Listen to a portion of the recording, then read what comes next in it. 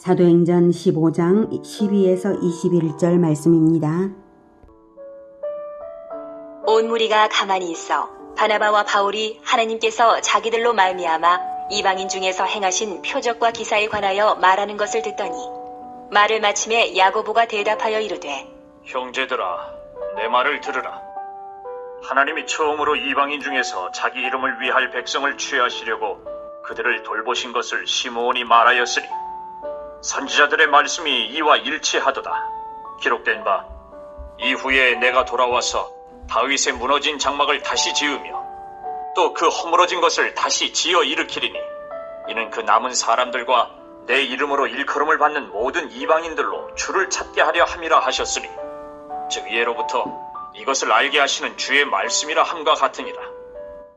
그러므로 내 의견에는 이방인 중에서 하나님께로 돌아오는 자들을 괴롭게 하지 말고 다만 우상의 더러운 것과 음행과 목매어 죽인 것과 피를 멀리하라고 편지하는 것이 옳으니 이는 예로부터 각 성에서 모세를 전하는 자가 있어 안식일마다 회당에서 그 글을 읽음이라 하더라.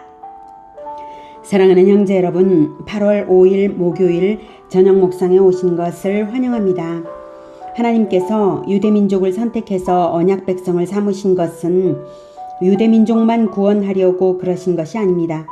유대민족을 제사장 민족 삼아서 온 세상을 구원하시려고 먼저는 유대민족을 선택하셔서 언약을 주시고 언약의 바탕 위에 율법을 주신 것인데요. 정작 유대민족은 그 율법을 지키지 못하고 민족으로서의 제사장 민족이 되는 일에는 실패를 했습니다. 오히려 유대민족은 자기들만 선민이라고 여기고 이방민족을 개 취급을 할지언정 이방민족들의 구원을 위하는 세계관을 가져본 적이 없습니다. 아브라함에게 할례를 명하실 때에 하나님은 분명히 많은 민족의 아버지라고 이름을 아브라함이라고 새로 명명하시고 할례의 대상은 아브라함의 공동체 교제관계 안에 들어오는 타민족까지 할례를 행하게 하셨습니다. 아브라함이 사랑하여서 수용하고 언약을 교육하는 관계가 된다면 할례를 받을 수 있고 언약 백성이 되는 것이죠. 그러므로 눈을 들어 세상을 하나님의 비전으로 바라본다면 분명히 제사장 민족이 될 뻔했습니다만 유대인 개인 차원에서는 몰라도 민족적 차원에서는 선민의식과 율법주의를 고집하면서 이방인을 배척했기에 이스라엘은 제사장 민족 역할을 해본 적이 없습니다. 하지만 이제 예수님의 십자가 이후에는 혈통적 의미가 제거되고 공동체적 의미만 남았으므로 안디옥 교회는 바울과 바나바를 선교사로 파송함으로써 제사장 민족의 역할을 한 것입니다. 이제는 민족적 의미가 없기 때문에 제사장 민족과도 같은 그런 공동체로서 안디옥 교회가 선교를 한 것이죠. 이것이 제사장 민족 삼겠노라는 하나님의 깊은 뜻이었습니다. 율법주의 때문에 이스라엘은 하지 못한 그것을 이방의 안디옥 교회는 이룬 것입니다. 그런데 이렇게까지 선교의 성공이 확연하여서 하나님이 어떻게 일하시는지 하나님이 선교를 얼마나 기뻐하시는지 명백히 나타난 그때까지도 할례가 없으면 구원이 없다고 여전히 구약적 율법주의를 주장하고 나선 바리새파 기독교인들 때문에 예루살렘 공의회가 최초로 열렸죠.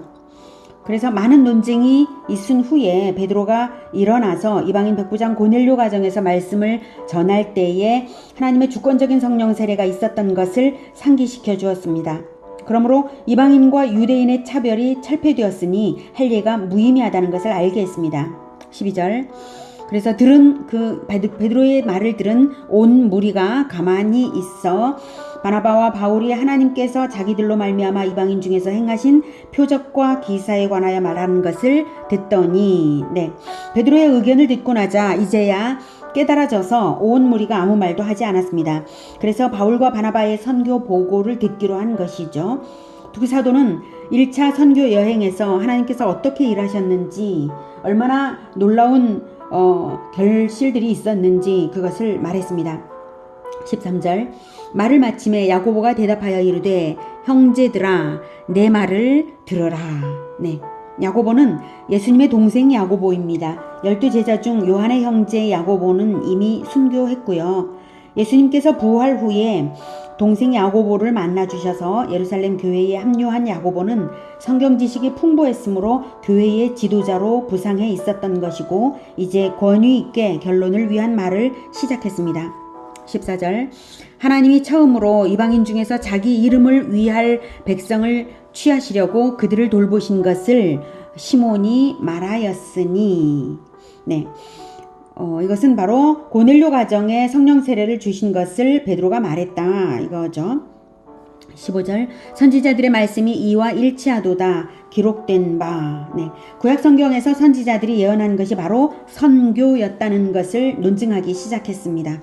16절 이후에 내가 돌아와서 다윗의 무너진 장막을 다시 지으며 또 그 허물어진 것을 다시 지어 일으키리니 이는 그날은 사람들과 내 이름으로 일컬음을 받는 모든 이방인들로 주를 찾게 하려 함이라 하셨으니 즉 예로부터 이것을 알게 하시는 주의 말씀이람과 같으니라. 네, 이것은 아모스 9장 11, 12절 인용인데요. 확인할게요. 그날에 내가 다윗의 무너진 장막을 일으키고 그것들의 틈을 막으며 그 허물어진 것을 일으켜서 옛적과 같이 세우고 그들이 에돔의 남은 자와 내 이름으로 일컫는 만국을 기업으로 얻게 하리라. 이 일을 행하시는 여호와의 말씀이니라. 네. 자, 아모스는 주전 750년대에 북이스라엘의 타락상을 꾸짖으면서 멸망을 예언한 선지자입니다. 남유다 출신이지만 북이스라엘에게 예언을 했고요. 예언한 시기는 남유다와 북이스라엘이 가장 번성하던 때입니다. 이스라엘이 번성했다고 해서 하나님께 충성했던 때인가? 그렇지 않습니다. 하나님이 은혜로 번성하게 하시면서 기다리시던 때죠. 가장 번성했을 때 그들은 가장 범죄했습니다. 우상 숭배를 한 결과 남북으로 갈라져 징벌 가운데 있었지만 이스라엘이 그렇게 남북으로 갈라져서 징벌 가운데 있었지만 그래도 하나님은 이스라엘에 대한 축복을 얼른 거두어 가지는 않으시고요. 회개하여 돌아오도록 선지자들을 보내어 하나님의 말씀을 선언하게 하셨는데요. 그래도 정신을 못 차리고 선지자들의 말을 듣지 않았습니다. 그래서 결국에는 북이스라엘도 남유다도 다 망할 것을 선지자들이 많이 예언했는데요. 아모스의 예언도 그렇습니다. 그리고 인용 부분 아모스 9장 11절 12절은 멸망한 이스라엘에게도 그러니까 멸망 이후를 말하고 있어요. 아직 멸망도 하지 않고 아주 번성하던 때에 멸망도 예언하고 멸망한 이후 회복까지 예언하고 있는 것입니다. 그래서 멸망한 이스라엘에게도 소망이 있는 부분을 말하는 것인데요. 11절 그날에는 그리스도의 날에 다윗의 무너진 장막을 일으키고 다윗 왕가가 무너질 것을 전제로 말한 것이죠. 아모스가 예언하던 그때는 다윗 왕가가 무너진 것은 아닌 가장 번성하던 때입니다. 그래서 다윗 왕가가 무너질 것을 전제로 이 예언을 하고 있어요. 무너진 다윗의 나라를 일으킬 것인데 다윗의 후손으로 태어날 그리스도가 일으킬 영원한 나라를 말하는 것입니다. 그것들의 틈을 막으며 그러니까 죄의 틈을 말하는 것이죠. 틈을 막으며 그 허물어진 것을 일으켜서 옛적과 같이 세우고 죄악이 틈타지 못하는 완전한 나라가 되도록 완전한 회복을 시키시겠다는 것이고요. 그들이 에돔의 남은 자와 내 이름으로 일컫는 만국을 기업으로 얻게 하리라. 그들이는 이제 에돔의 남은 자와 만국을 얻는 자들이니까 그들이는 다윗의 장막을 재건하는 자들이죠. 그러니까 복음화 제자화로서 예수님과 동역해서 전도와 선교를 할 일꾼들이 바로 그들입니다. 그들이 에돔의 남은 자와 내 이름으로 일컫는 만국을 기업으로 얻는다고 했습니다. 이것은 만국을 선교하여서 만국을 기업으로 얻게 한다는 것입니다. 예수님이 건국하시는 천국은 만국이 들어가는 거대한 그리스도의 나라인 것입니다. 내 이름으로 일컫는 만국을 기업으로 얻게 하리라. 이것만 말해도 의미가 되는데 그 앞부분에 에돔의 남은 자와 내 이름으로 일컫는 만국을 기업으로 얻게 한다라고 에돔의 남은 자와 이렇게 말한 것은 이스라엘이 언약 배반을 해서 멸망한 후에는 결국 이스라엘의 쌍둥이형 에서 즉 에돔이 장자권자였으면서도 언약을 배반해서 장자권을 잃었죠. 그래서 에돔 민족이 되었는데요. 그 꼴과 똑같으니까 이스라엘의 남은 자라고 말하지 않고 에돔의 남은 자라고 한 것이죠. 이스라엘이라는 이름은 하나님의 다스림을 받는 자라는 뜻이거든요. 이미 언약을 베받았는데 다스림은 무슨 다스림을 받고 있습니까? 그러니까 민족적으로는 다스림을 받고 있지 않고 다만 그 남은 자, 이스라엘 민족은 다스림을 받지 않아서 에돔처럼 되어버렸지만 그 중에 개인적으로 남은 자들은 있는 것이죠. 그래서 그 남은 자, 즉 이스라엘에서도 그래도 언약에 대한 믿음을 잃지 않고 그리스도를 기다리던 자들을 복음 전도자들이 복음으로써 얻어서 그리스도의 나라가 되게 한다, 이런 뜻입니다. 그러니 아모스의 예언대로 되어서 언약을 잃어버린 채로 에돔과 같은 처지가 된 이스라엘인데 하나님께서 철폐시키신 의식법과 할례를 고집한들 무슨 소용이 있겠습니까?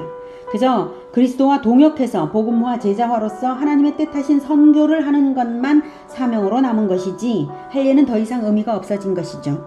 고집해봐야 선교를 방해할 뿐인 것입니다. 다시 사도행전 19절로 돌아갑니다. 15장 19절. 그러므로 내 의견에는 이방인 중에서 하나님께로 돌아오는 자들을 괴롭게 하지 말고 부질없이 할례와 의식법 준수 요구를 하지 말자는 것이죠. 야고보가. 지금 야고보는 이 예루살렘 공의회의 사회자격으로 지금 진행이 되고 있고 또 최종적으로 결론을 내리기 위한 말을 하고 있는 거예요. 그리고 나서 이제 할례는 무시하자 이렇게 말을 했는데 약간의 타협점을 제시합니다. 할례파가 워낙 강하기도 하다 보니 할례는 무시하기로 하되 그 대신 최소한 이 정도는 지키는 것이 신앙을 돕는 차원에서 권고해보자 라고 타협점을 제시합니다. 20절. 다만 우상에 더러운 것과 음행과 목매어 죽인 것과 피를 멀리하라고 편지하는 것이 옳으니 이는 예로부터 각성에서 모세를 전하는 자가 있어 안식일마다 회당에서 그 글을 읽음이라 하더라. 즉 이미 이방인 각성에서도 모세의 율법이 전해진 바 안식일마다 회당에서 읽으며 이미 지켜지고 있어서 문화가 된 기본사항은 신앙을 위해 지키라고 하자는 것이죠. 그것들은 바로 우상에 더러운 것과 음행과 목매어 죽인 것과 피를 멀리하라는 것입니다. 여기서 목매어 죽인 것과 피를 멀리하라는 것은 율법에 피를 먹지 않도록 규정하고 있는데요. 생명 존중을 가르치는 것이고 또한 죄를 속하는 것이 피이기 때문에 피를 범하지 못하게 하신 것을 지키라는 것입니다. 목매어 죽인 것은 그 속에 피가 남아있기 때문에 목매어 죽인 것을 먹게 되면 피를 먹는 것이기 때문에 동일한 의미로 피를 멀리하라는 동일한 금지사항에 포함된 것입니다. 야고보가 제시한 이것들은 이방인 형제들에게 족쇄가 될 만큼 어려운 것은 아니어서 타협점으로 제시한 것이죠. 우상 숭배와 음행을 멀리하는 것은 너무나 당연한 것이고요. 다만 피를 멀리하라고 할 때 생명 존중과 속죄를 주는 보혈을 귀히 여기라는 의미로 적용되는 것이지 우리나라에서 대중적으로 먹는 순대나 선지를 먹어서는 안 된다고 적용될 필요는 없다고 봅니다. 중요한 것은 예루살렘 제1차 공의회의 결론을 야고보의 말로써 내린 것이고 그 핵심은 할례는 구원과 관계없다는 것입니다.